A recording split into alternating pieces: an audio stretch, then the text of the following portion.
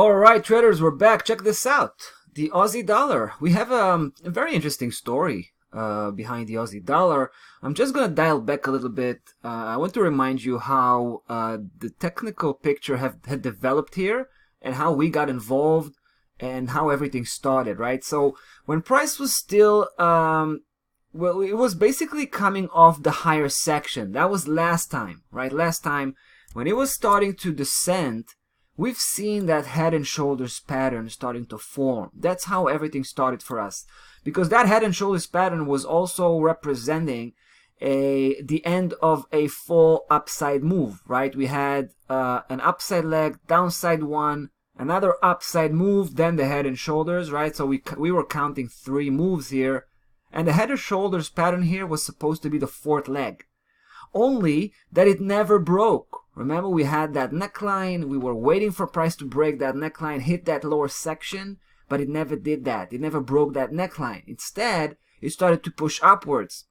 Now, at some point during that upside move, we felt that this might be a technical correction to the actual head and shoulder, right? Head and right shoulder. We thought that was a technical correction.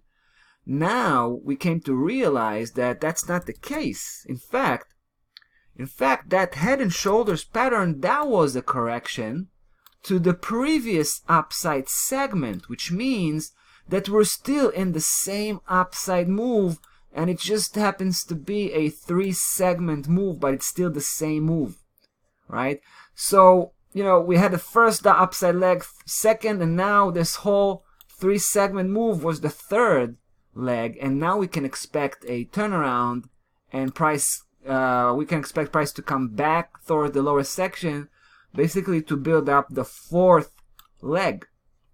All right, so it's really interesting right now, actually, as prices just landed. Take a look.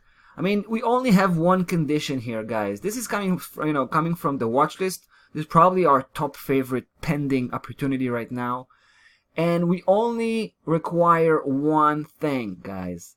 That by the end of the day, price will remain below that top resistance level here, 69.45. That's the only condition. We know that by the end of the day, we'll have a weekly closing bar, right?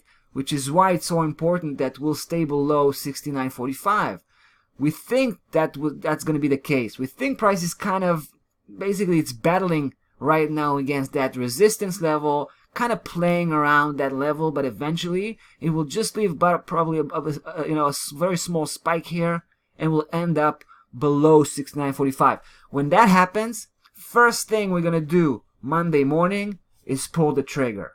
All right, we're gonna jump in what we believe is gonna be a full-blown downside reversal. Right, we think we can catch we can snipe the very tipping point here and catch that downside reversal. We expect a full move all the way to the lower section here, which means 67.27. all right, that's going to be our primary target.